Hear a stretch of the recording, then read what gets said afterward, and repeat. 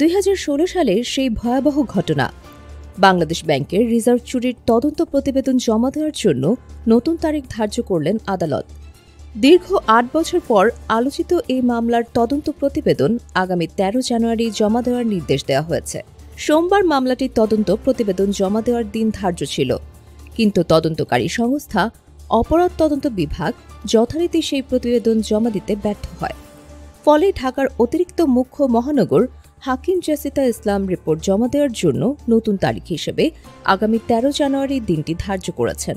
২০১৬ সালের ৫ ফেব্রুয়ারি অজ্ঞাতনামা হ্যাকাররা নিউ ইয়র্কের ফেডারেল রিজার্ভ ব্যাংকে রাখা বাংলাদেশ ব্যাংকের অ্যাকাউন্ট থেকে প্রায় ১০১ মিলিয়ন মার্কিন ডলার বা ৮০০ কোটি টাকার সমপরিমাণ অর্থ চুরি করে নেয়।